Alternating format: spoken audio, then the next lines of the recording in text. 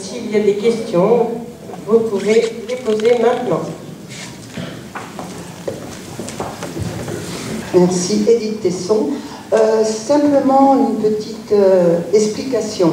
Quand vous parliez de 3500 habitants, maintenant c'est 3600, oui, c'est 3600 sur, actuellement, il faut savoir que nous sommes, maintenant je connais peut-être plus exactement, mais on n'est pas à 100 habitations, il faut savoir qu'il y a 1700 habitations principales à la Croix-Valmer, contre 4400 habitations secondaires. Bon, il se trouve aussi que les personnes en résidence secondaire peuvent voter chez nous. Et on n'est pas une population qui vieillit, au contraire, nous avons beaucoup de jeunes, et il faut savoir que ces enfants, on pourrait penser qu'il y a 500 enfants, et ce n'est pas le cas. Nos jeunes de plus de l'âge de naissance à 18 ans sont beaucoup plus nombreux que 500. Voilà, c'était seulement une petite parenthèse pour que tout le monde sache qu'il y ait cette mise à jour. Je vous en remercie, hein, je vous en remercie. Moi, ça m'amène, ce que vous venez de dire, à dire deux choses. Je ne conteste bien sûr pas ce que vous venez de dire, mais au-delà de ça, ça fera partie ensuite des projets qu'on peut présenter. Il y a quand même une véritable question ici de logement des jeunes et des jeunes actifs qui veulent rester à la Croix-Valmer, ce qui est quelque chose d'essentiel pour l'équilibre démographique de notre commune. Et puis, ce que vous dites m'inspire une chose. Vous voyez, moi, par rapport à ce que vous dites, me suis toujours élevé contre un indicateur qui a été utilisé souvent par les uns et par les autres, même dans mon équipe d'ailleurs, il faut le dire, qui est le taux d'endettement par habitant. Et moi j'ai toujours pensé que, compte tenu de ce que vous venez de dire sur les résidences secondaires, etc., il valait beaucoup mieux calculer le taux d'endettement par contribuable que le taux d'endettement par habitant.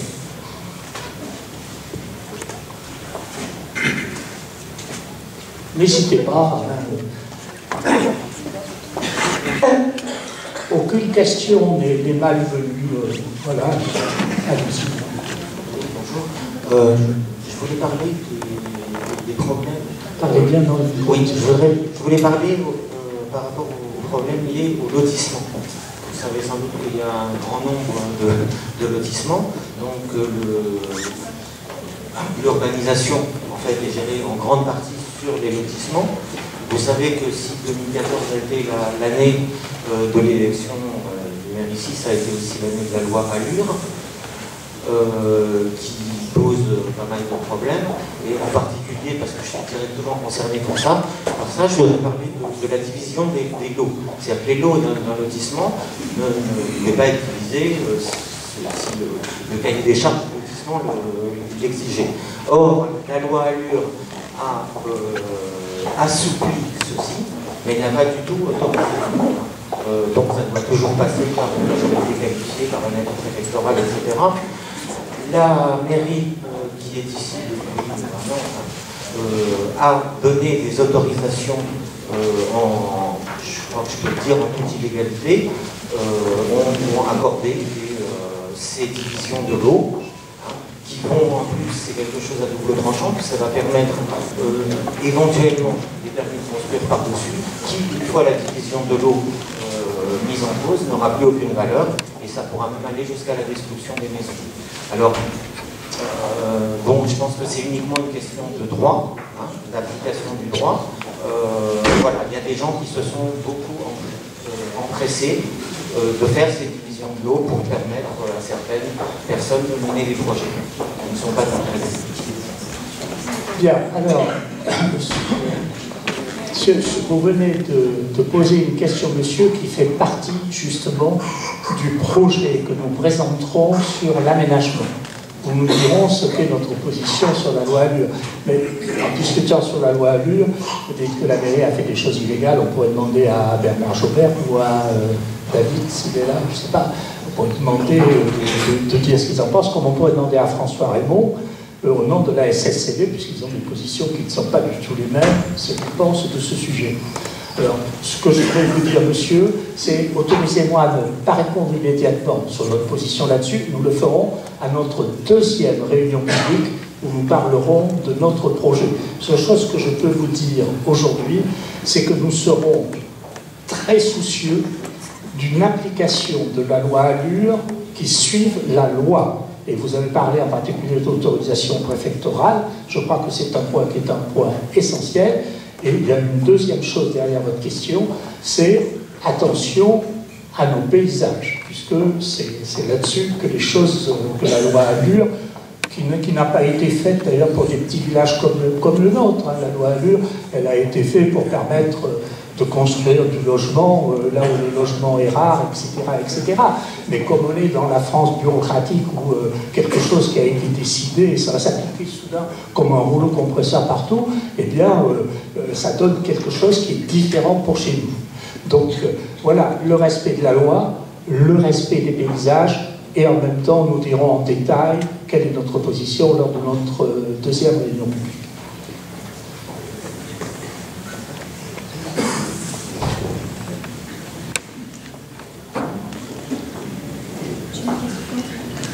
Le micro avec madame. Oui, vous savez, oui, j'ai une question sur, vous parlez de projet. Projeter, effectivement, il faut avoir une vision. Mais vous partez avec un handicap. Je prends l'hypothèse où c'est vous qui rassemblez le village. Je vous remercie de cette hypothèse. Si vous avez, votre handicap, c'est quand même d'avoir, si on dit qu'un village a une situation normale d'endettement, à peu près dans la taille du village, de l'ordre de 3-4 millions, et que dès qu'on dépasse, ça commence à être compliqué pour faire des projets, on part quand même avec un handicap de 20 millions, en gros.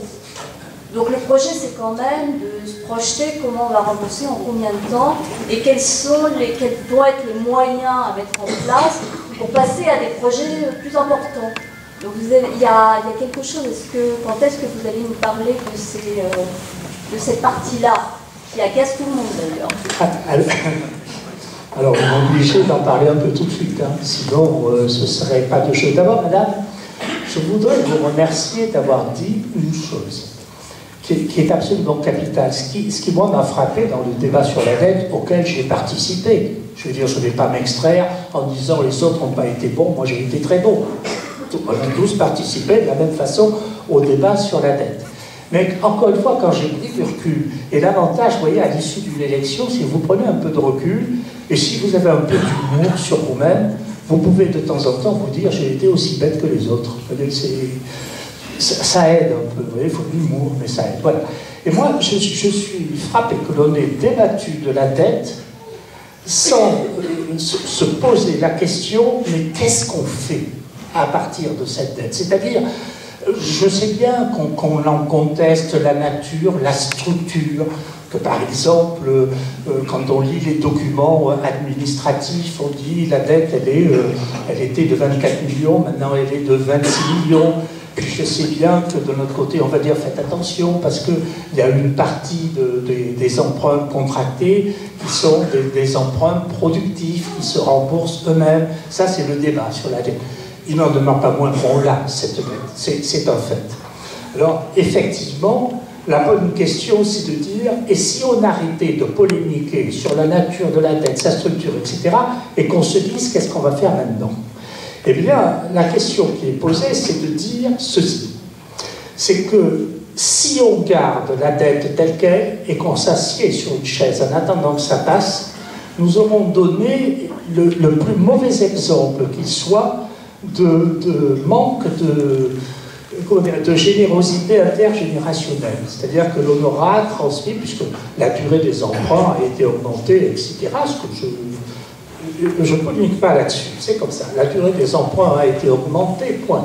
Mais augmenter la durée des emprunts, ça veut dire que ceux qui vont nous suivre auront à payer les emprunts que nous avons contractés maintenant. D'un certain point de vue, madame, moi je suis de la génération du baby-boom, et mes enfants me font remarquer tous les jours qu'ils bossent pour payer ma retraite. Hein. Voilà, je suis obligé de leur dire que je vous ai élevé quand même. Mais ils me disent, tu nous as élevé 20 ans, mais nous on va en bosser 40 pour ta retraite. Et voilà. Et donc je suis obligé de leur dire, si je suis honnête, tu vas payer ma retraite, Pour ce faire, tu vas travailler plus que moi, tu seras moins payé que moi, et tu seras dans une situation plus fragile que la mienne. Voilà, c'est ce qu'on leur dit. Alors, globalement, c'est à peu près ça qui se passe aujourd'hui. Donc, il faut se dire ici, qu'est-ce qu'on va faire pour essayer de rembourser cette dette?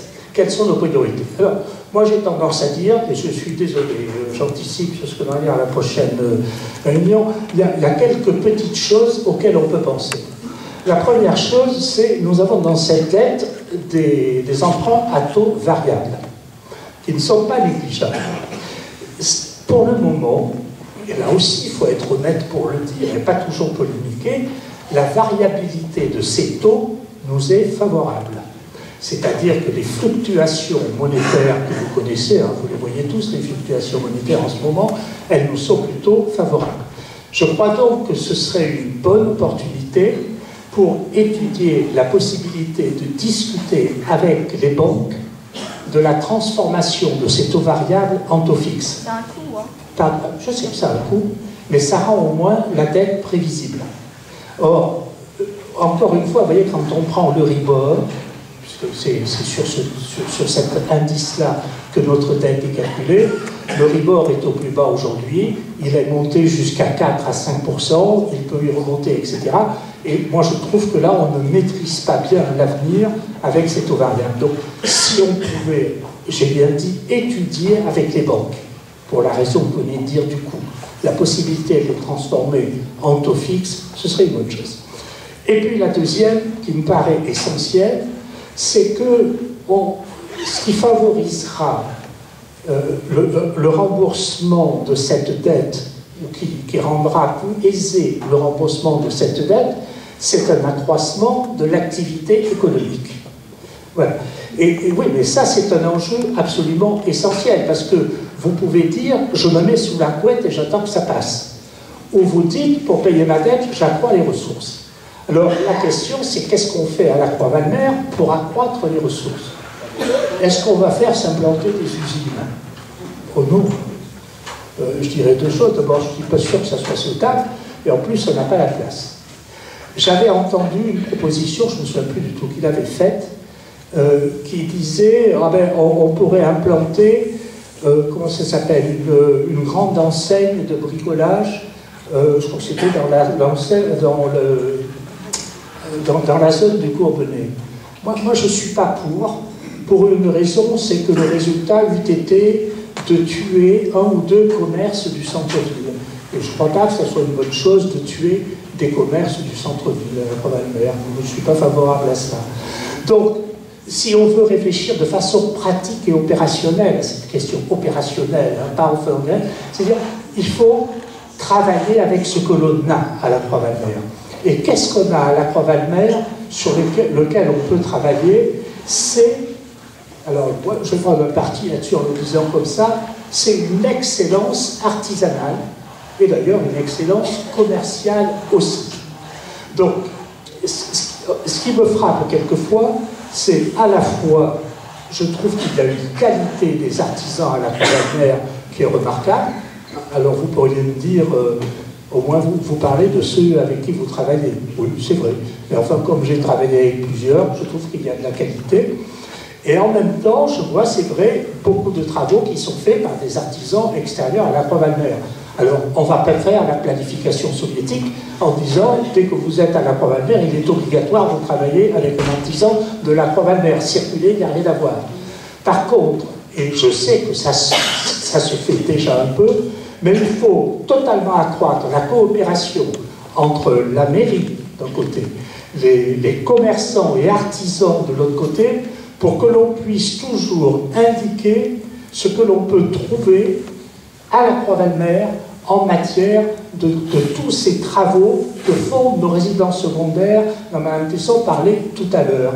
Et c'est pour ça que moi j'avais défendu une idée, dont je sais qu'elle a été longtemps discutée à la Croix-Valmer, rejetée, etc. Je suis pour une charte de l'artisanat et pour une charte de qualité de l'artisanat à la Croix-Valmer, qui prévoit trois choses, qui sont les trois choses qui inquiètent ou concernent, j'en sais rien, celui qui fait faire des travaux.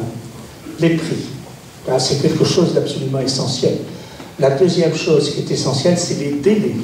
puisque vous savez très bien que le problème, quand on fait faire des travaux, c'est le problème du délai. Et la troisième chose, c'est la qualité.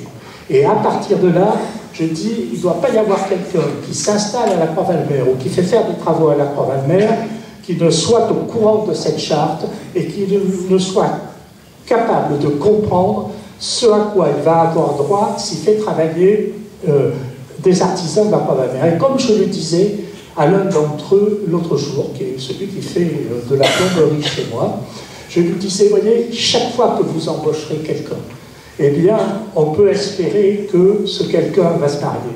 Que s'il se marie, eh bien, ma foi, il va faire des enfants et il va rester à la Croix-Valmer.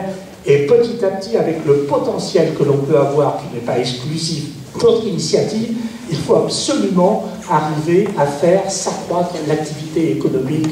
Et j'ajouterai à ça, toute autre idée sur l'accroissement de l'activité économique de la Croix-Valmer est une idée bienvenue. Et je reviens à ce que je disais tout à l'heure, si vous me faisiez confiance, ben moi je dirais à un moment donné, je fais appeler ça une commission extra-municipale, je m'en fous de ces termes-là, enfin, chaque fois on est obligé de se caler dans des termes bureaucratiques, etc.